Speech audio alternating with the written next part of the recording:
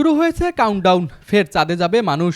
দীর্ঘ 53 বছর পর চাঁদে মানব অভিযানে নামছে মার্কিন মহাকাশ গবেষণা সংস্থা নাসা। সবকিছু ঠিকঠাক থাকলে আজ বিকেলেই 4 মহাকাশচারীকে নিয়ে চাঁদের উদ্দেশ্যে পাড়ি দিবে নাসার স্পেসশিপ। তবে এবার চাঁদের মাটিতে পা রাখার সুযোগ পাবে না মহাকাশচারীরা। পরীক্ষামূলক এই মহাকাশ যাত্রার উদ্দেশ্য চাঁদের চারিপাশ ঘুরে আবার ফিরে আসা। প্রায় 32 তলা বাড়ির সমান উচ্চতার space launch system rocket Orion মহাকাশযানকে নিয়ে পাড়ি দেবে। উৎক্ষেপণের পর পৃথিবীর কক্ষপথে একদিন অবস্থান করবে এই ওরিয়ন ক্যাপসুল। এরপর ওরিয়ন ক্যাপসুল চাঁদের উদ্দেশ্যে রওনা হবে। চাঁদের চারপাশে প্রদক্ষিণ করে আবার পৃথিবীতে ফিরে আসবে।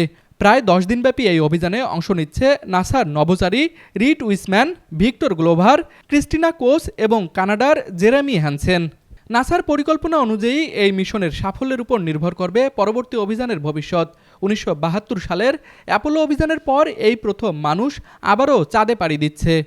মার্কিন মহাকাশ গবেষণা সংস্থা নাসা পরিচালিত এই আর্টেমিস 2 অভিযান ফেব্রুয়ারি মাসেই শুরু হওয়ার কথা ছিল। এই অভিযানটি তবে নানান কারণে পিছিয়ে যায়।